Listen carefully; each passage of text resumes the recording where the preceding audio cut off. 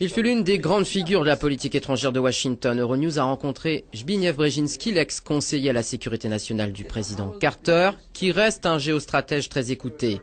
Alors, on va commencer, si vous permettez, par Zbig, parce que moi j'ai une tendresse particulière pour Zbig. Zbigniew. On va peut-être redire bien pour nos auditeurs, Zbigniew Brzezinski. Vous pouvez être...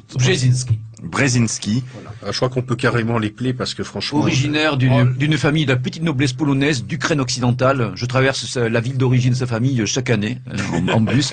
Berezjani, dans la région de Ternopil en Ukraine occidentale. Petite parenthèse. Donc son père était d'ailleurs diplomate. Hein. Il est de confession catholique. Voilà, contrairement, on entend des fois sur les ondes qu'il est d'origine juive, en fait c'est totalement erroné. Voilà. Donc le courant de Zbig. Zbig. Alors, l'avantage de Brzezinski, c'est que il a tout dit. Alors lui, vraiment, il a tout écrit. Dans le grand échiquier. Ça m'amuse à chaque fois, mais c'est vrai.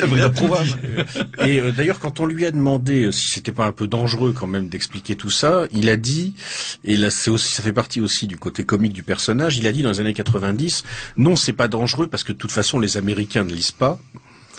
Et récemment, il a fait une intervention où il s'inquiète de l'émergence d'une conscience au niveau des masses. Ça ressemble un peu à un aveu. Ah mince, ils ont lu. C'est quand même le père de Edutainment. C'est le George Fresh de l'Amérique.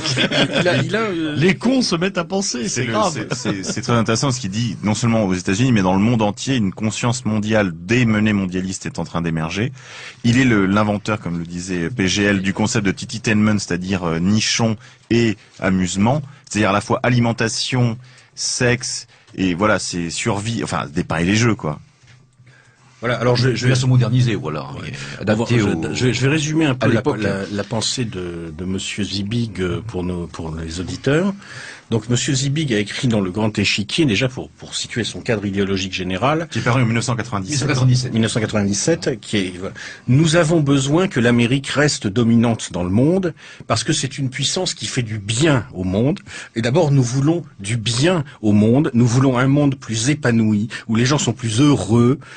Et puis par ailleurs, il avait prononcé, je crois que c'est quelques années avant, une conférence, alors je ne sais plus dans quel cadre, où il avait inventé le Tititainment, et le sens général, c'était dans le monde de l'avenir, il y aura un tout petit nombre de gens très riches et très puissants, dont moi, probablement, devait-il penser. Alors c'est pas très clair, je crois entre 5 et 20% de gens dont on aura besoin pour faire tourner l'appareil productif. 20%. 20%. Voilà, 20%. Ça c'est quand il est large. Hein. C'est dans ces moments de largesse. Hein. Et 80% de crétins ilotisés qu'on va faire tenir tranquilles en les shootant avec de la malbouffe, des divertissements débiles. Et on espère que comme ça, on n'aura pas besoin de les tuer. C'est la conception du bien par Zbig. J'adore ça, j'adore ce mec. Bon, cette intervention était à la conférence de Bilderberg de 95. On retrouve ça dans le bouquin de Michéa, l'enseignement de l'ignorance, en note de bas de page. Ouais, parce que M. Zbig est une figure de proue d'un des cénacles mondialistes les plus connus, la commission trilatérale notamment. Cette conception du bien trouvera un écho chez les Bush. Hein. Parce que ils s'en laveront les dents matin, midi et soir. Le bien, la civilisation du bien. C'est très intéressant. Moi, je viens de savoir à qui la souris Minus me fait penser. On va s'intéresser aux deux autres familles dont on parlait tout à l'heure en présentant l'ouvrage. Donc Pascal, Huntington en premier, Soros. Huntington, oui, bien sûr. Hein, je crois. Alors, là, je commençais par un passage sur Zbig, parce que pour moi, les deux autres familles, à part les néoconservateurs, en fait, c'est pas Huntington et Soros, c'est Brzezinski et Soros. C'est-à-dire que je pense que Huntington est très connu parce qu'il a écrit un livre qui s'appelle Le choc des civilisations, parce que dans ce livre, il a dit un certain nombre de vérités, d'ailleurs, il faut le reconnaître, qu'il a aussi su entremêler avec un certain nombre d'approximations pour coller avec un cadre conceptuel général qui correspondait à une proposition stratégique pour les élites américaines. Notamment la délimitation des civilisations. La délimitation des civilisations, qui est assez drôle, puisque grâce à lui, nous savons par exemple, je crois que les Philippines appartiennent à la civilisation chinoise. C'est énorme, ça c'est énorme. Ce qui est bon, quand même une découverte que les Philippins eux-mêmes ont dû découvrir. Enfin, ça a dû les étonner. Mais bon, pour en revenir au cœur du sujet, je pense que en fait Huntington en lui-même est très peu important et que la famille des conservateurs réalistes, c'est-à-dire des gens comme Brzezinski, avant lui des gens comme Kissinger, a infiniment de poids, plus de puissance qu'un intellectuel comme Huntington, qui est détesté d'ailleurs par tous les adversaires du nouvel ordre mondial, mais en réalité est certainement parmi les idéologues de cette mouvance de très loin le moins méprisable. Et je pense que quelqu'un comme Brzezinski est infiniment plus important et dangereux que quelqu'un comme Huntington. Il faut juste rappeler que Brzezinski est toujours conseiller spécial pour la politique étrangère d'Obama, après avoir été celui de Clinton. Et de Jimmy Carter, bien avant. Et de Jimmy Carter.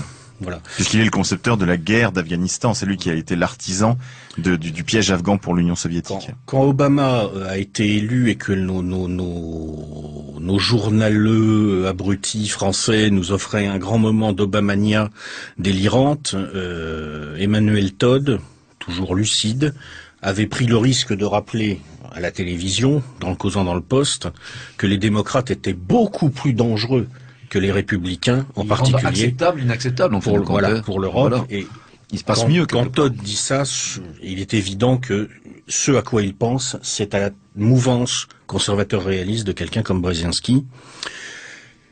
Je vais pas rentrer dans les détails de ce que veut Brzezinski parce qu'on n'a pas le temps là. Je voudrais juste faire au passage une remarque en préliminaire. Regardez ce qui est en train de se passer. Regardez comment les Américains sont en train, par tous les moyens, de verrouiller les élites allemandes, de chercher à cliver les élites russes. Regardez ce qui vient de se passer avec l'accord franco-britannique sur la défense. Et souvenez-vous... Sans précédent, c'est véritablement historique dans tous les sens du terme, l'accord de défense. Et souvenez-vous que une des thèses centrales de Brzezinski et la thèse centrale pour l'Europe, c'est les États-Unis ne doivent pas choisir entre la France et l'Allemagne. Les États-Unis doivent utiliser la France pour arrimer l'Allemagne à l'ouest en instrumentalisant la Grande-Bretagne pour verrouiller la France, qui va elle-même verrouiller l'Allemagne. Et les États-Unis doivent tolérer des liens germano-russes en développement si et seulement si il est bien entendu que l'Allemagne est elle-même totalement verrouillée au niveau de ses élites et arrimée à l'espace atlantique via la France. Quand vous avez lu ces quelques passages du Grand Échiquier et que vous voyez ce qui se passe en ce moment, vous réalisez l'importance qu'a cette mouvance des conservateurs réalistes aujourd'hui. Et aujourd'hui, ce ne sont plus les néoconservateurs qui structurent la stratégie du diviser pour régner, ce sont les conservateurs réalistes. Oui, ils se sont avérés contre-productifs, en fait, quelque part. D'ailleurs, ce que disait Brzezinski, je me rappelle d'un entretien où il menaçait de révéler quelques vérités à propos du 11 septembre si les conservateurs continuaient à aller un peu trop loin. D'ailleurs, lui-même, comme les gens qui avaient rédigé le PNAC, donc le Project for a New American Century Rebuild America's Defense, qui appelait dans ce document à la genèse d'un événement de type de Pearl Harbor, Brzezinski en 97 n'écrivait pas autre chose dans son Grand Échiquier, puisqu'il a appelé un événement de même nature à intervenir dans l'histoire américaine afin de permettre justement une grande projection des États-Unis en outre-mer. Parce qu'il faut savoir que Brzezinski est un grand passionné d'Europe et d'Asie centrale, qu'il connaît bien pour y avoir un peu traîné ses guêtres, et qu'il est aussi aujourd'hui l'homme qui est le grand stratège d'Obama sur la politique iranienne, la politique afghane, la politique irakienne. Ça, c'est Monsieur Brzezinski, et donc la grande stratégie qui est derrière, c'est l'influence, c'est non pas le pouvoir direct militaire à la néoconservateur, mais la cooptation sélective des élites,